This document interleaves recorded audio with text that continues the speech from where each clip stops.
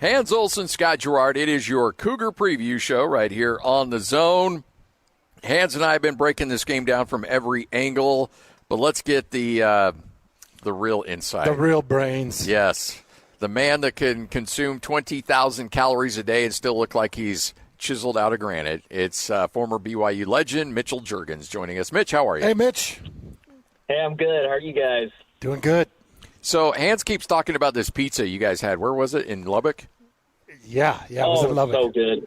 Yeah. It was a real deal, huh? Yeah, it was. What was it like? It's just it was like a little college party house type of deal. It's called Cosmic Pizza. The pizza was like in the very back, and you had to go through a crowd of people. Nobody was actually there trying to eat pizza, but we tentatively ordered 2 pieces each, and then Mitch and I bit into the 2 pieces. We're like, hold on, there are gonna be more than 2. We're gonna belly up to the bar for a bit. Yeah. So I'm still dreaming of those crispy pepperonis. They were like so Hans, crispy and good. You mentioned that. yeah, there was the pepperoni so that kind of bakes up. It almost cups, and Yep. the edge is crisp, but the pepperoni's thick enough, and the crust was really thin, nice crispy crust. It was good, man. I mean, I don't know, Mitch. We've had some good meals on the road, but I don't know why that one stands out as the most memorable. Maybe because the whole time we were there too. I don't know if we could really have a conversation. It was so loud. It was really loud. Just music blaring. I mean, it was the ultimate college town. But that pizza was a memory. Man, you talk about that trip though, Scotty. Like that road that the pizza place was on. I mean, Mitch, there was probably 10,000 people along that road, stuffed into all the different places. The roads were packed, and it was like 11 o'clock, midnight. Yeah, that place is hopping. That Texas Tech is they're feeling it out there, aren't they? Yeah, not much else out there in Lubbock. Hey, I was telling Scotty about the dogs that were chasing our car. Can you confirm that we had dogs chasing our car right by the stadium? Dogs, armadillos. Who knows? It's like, it was wild. It's like Hawaii when you got the chickens running around everywhere. Yeah. Oh, my goodness. Wild chickens. Hey, so I think everybody is looking at, speaking of Texas Tech, you look at we need a rematch. We need a rematch, and everybody wants to see that. But you got to take care of business first on the road against Cincinnati. Where's your concern level for this game? Every game in the Big 12, I think it's hard to go in completely confident in any matchup in the Big 12, and I think that's what we're learning with. 1 week Arizona State looks great, the next week they don't, and it happens with Cincinnati. I mean, we saw a really good stretch with Cincinnati where, honestly, I was getting a little bit more nervous about Cincinnati than Texas Tech at one point, and then that flips completely. And so, to say I'm feeling confident, I don't know if I can say that, but to be optimistic, I think BYU showed us last week that they can be the complete football team that we've all thought they could be. Every phase of the game, from special teams to defense to offense, they looked the part. You could tell they came in with a mission, with a job to do. They knew what they had to do to get it done, and they executed. And it was really clean. Now, with that said, I mean they had all the pieces. They were healthy. You fast forward to this week on Saturday, and they seem very healthy. It seems like the right things are happening at the right time for BYU to finish the season strong. And so, based on the performance looking last week against TCU. I'm confident that they can get it done in multiple ways with how effective each of the different phases of the game looked for BYU. Mitch, grade the BYU wide receivers for me as a position group, and then give me some thoughts here, because the last couple of games you had the big drop by JoJo Phillips against Texas Tech. You had the drop with Parker Kingston in that opening drive that would have been a touchdown. Another drop by JoJo in that game against TCU. But then you get these incredible moments from these receivers. Give me a grade and kind of point out some areas where they really excel and maybe an area where they could do better. Yeah, I'm going to give them a good B+. B+ is, it's a good grade. they're going to come in, they're going to do their job, they're going to make some plays, they're going to do some astonishing things, which, again, to your point, we've seen.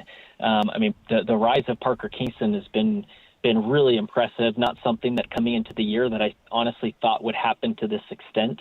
I believed in him. He's a playmaker, and we all saw that, but to be a true all-around, multiple tool wide receiver, it's just been really impressive to see. With that said, I'd love to see more consistency. So I think that's the thing that gets them from being an A- to an A is just a lack of consistency, because they have those drops every single one of the receivers has been in that situation. We talked about JoJo Phillips, Parker Kingston, even Chase Roberts has dropped some balls. And so I think just to be a little bit more consistent, I think that's what gets them into that A-grade territory. With that said, though, and maybe one of the reasons why I wouldn't put them down in the B or B- range is, in addition to just catching the ball, there's so much more that you can do to contribute offensively, and one of them is downfield pass blocking. And there was a play last week against TCU, the big play that Carson Ryan scored on. The only reason why he had a clean path to the end zone was the blocking downfield by the receivers, and that's what you've got to see from a receiving core. Is it's fun to make the big catch, it's fun to make the big play to score the touchdown, but what's even more fun the next day in film review is to say, like, hey, I know I can catch the ball, but look at me dominate this DB and clear that clean path for Carson Ryan into the end zone, and that's what they did. And so I've been impressed with that. I think Fessie's done a good job in making sure that if you're not contributing through the air, you're contributing on the ground in the run block game. And so that's one of the areas where I have been impressed, because that's just grit, that's well coaching. That's players that want it more than the other team does, and that's what I've really liked, especially from that receiver group. When you're sitting in a meeting and you're going over game film that you've had, Mitch, as a receiver, how does your receiver coach, or how does a coach classify a drop? Because I struggle at times. There's certain passes that hit hands, and I'm like, oh, that would have been an amazing catch, but I don't know if I classify that as a drop. Yeah, I mean, the primary rule is if it hits your hands, you catch the ball. Now, there are times when you're completely leaving your body and you put fingertips on the ball and you don't have time or the ability to potentially bring that ball to your chest to secure it. That would never be considered a drop. I think that's just one of those spectacular plays that, if made, I mean, you're showing up on SportsCenter top 10. But the primary rule of thumb is going to be if it hits your hands, you got to secure it. But especially if you have an opportunity, because to bring it in, like you look at the Parker Kingston drop on that first drive, and yeah, he left his feet, and it would have been a difficult catch, but he had enough where having that ball come in and hit his hands, he could have gotten that to his chest before he hit the ground. And if that's the case, then I'm pretty sure that's going to be ruled as a drop. But with all the drops, I do love the way that they all respond. I think that's a test of true character as well. Is if it's drop after drop after drop, then that's something mentally is going on there where it's hard for that player to rebound. But the receivers have done a good job where if they do drop a ball, it's like, okay, I can't let it happen again, and then they make the big play on third or fourth down. Just out of curiosity, from your experience as a receiver, where does a drop usually come from? Is it about trying to make a move after the catch and you're just ahead of schedule a little bit? What do you credit a lot of drops to? Yeah, lack of focus at times, and most of that is, hey, I've got my eyes downfield. I'm trying to make the next guy miss. I'm worried about where the defender is on either side of me, and so I'm thinking about too many things and not enough on just making sure that I secure the catch. I think that's primarily where it comes from, and then at times too. I mean, when you have good DBs that you're going up against, and they make you do some different things as a receiver, knowing that I've got to be a little bit better than the other guy. I mean, that's where a really good DB can cause some problems, because not only can they potentially bat it down, but even if they're not, you've always got that concern of where is he? Is he going to make a play? And that can get in somebody's head too. Mitch, one injury that kind of evaded me that you didn't really notice, but then you see that he's not out on the field against TCU is Cody Hagan. How much does Cody Hagan missing in the receiver room hurt? And have you heard anything on Cody Hagan? Did you even see it when he left the Texas Tech game? I didn't. And so I think that one came as a shock to all of us. The hope is they can get him back. And he is a missing piece. He's one of those gadget guys. We've seen him score on some two very long runs just with his speed on that little tornado reverse or tornado, whatever you want to call it, that Cody scored on twice. And it's hard to replace speed, and Cody has undeniable speed on the field. As a receiver, though, I think it did help that by losing Cody, at least you have JoJo back. JoJo does add a different skill set that maybe Cody hasn't stepped into as much, just being younger in his career. Where JoJo seems to be a receiving threat all over the field. He can run the drags, he can run the deep posts, he can run the deep balls. And, I haven't seen, it's something that I want to believe that Cody has. And I think he does. He has a skill set. I don't think he'd be at BYU if he didn't. But they haven't kind of opened that up for him yet as they have for JoJo. And so at least with missing Cody, you've got JoJo that can step in and be kind of a true receiving threat all over the field. And it just may mean you rely a little bit more on Parker Kingston to run those, jet sweeps and end arounds. And because, he's got undeniable speed as well. It just puts a little bit more workload on him. Looking at last year in terms of tight ends, Keanu Hill had 12 catches for 108 yards to lead all tight ends. You had Isaac Rex, who had 34 for 422 and 3 touchdowns the year before in 2023. Carson Ryan's already at 28 with 371 and 3 touchdowns, and he still has 2, 3, maybe 4 games left before the season's over. We knew he could block. We knew he was good in that side, but how has he impressed you as a receiver? Really impressive. Before the receivers started kind of making these eye-popping catches, it was all Carson Ryan. Carson Ryan making the one-handed grabs. Carson Ryan going up and over defenders. I think that was against Stanford maybe. And it was all Carson Ryan. He's a true dual threat tight end that is lethal in the run block game, but when you need him on third down, they've dialed up a number of third down plays specifically for Carson Ryan, and it seems like a sure catch when Bear throws it his way. And I've been very impressed with his ability to be, to play a pass catching tight end role for BYU, but also not let that sacrifice his ability to impact the game in the run game. Mitch, I try not to get myself in trouble with this, but because we're not players, I feel like we can talk about it.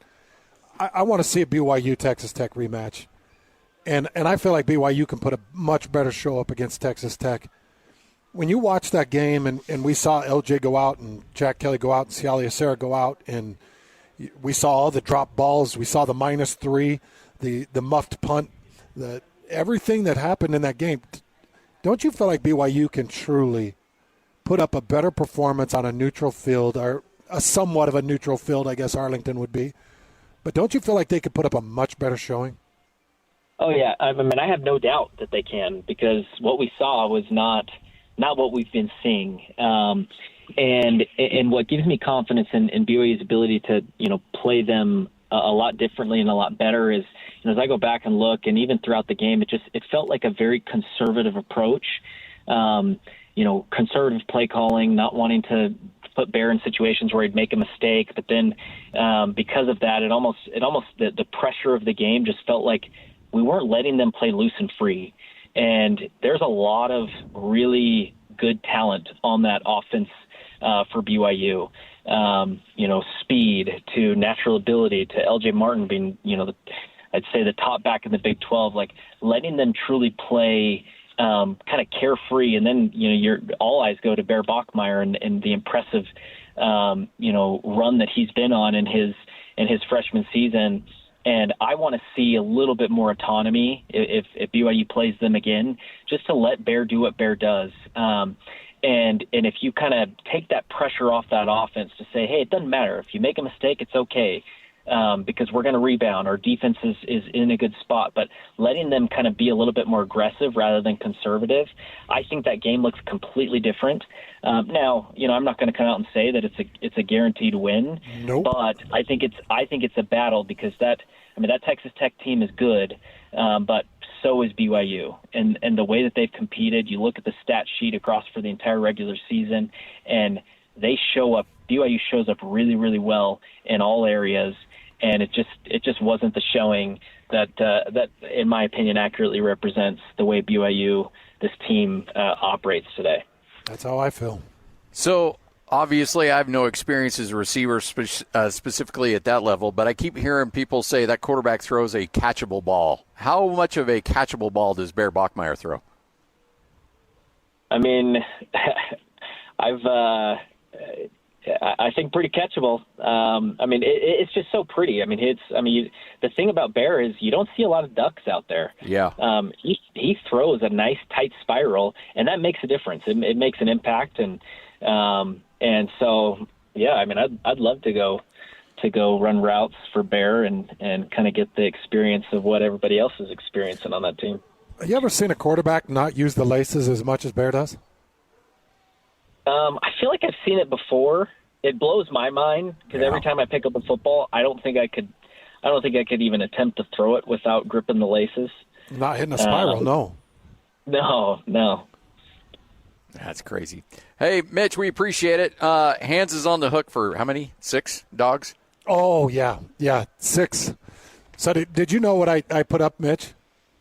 I've heard about it. Yeah, so you and I are going to have to make a run to Skyline. Mitch got to be my support. Mitch could do 6, and it's not even a threat for Mitch. Yeah. I need you to set the pace for me, Mitch. Yeah, I'll be your pacer. I'll be your rabbit. I like it. We got to get Greg. Somehow we got to talk Greg into going. I don't know. Will Greg lower his standards for Skyline? Greg doesn't seem like a chili dog kind of guy. No. I don't know, but I'll beg him. Yeah. I'm not afraid to beg Greg. When we begged him to hang out with us and eat some pizza in Las Vegas, we got him there, but I don't know how overly he thrilled loved it. He loved it. He told me he actually ended up enjoying the pizza. Okay, well, that's good. All right, Mitch, you're the best, man. Thanks. We'll talk to you soon. Thanks, Mitch. Hey, appreciate it, guys. Thanks. There he is, Mitch Juergens, right here on 97.5, the KSL Sports Zone.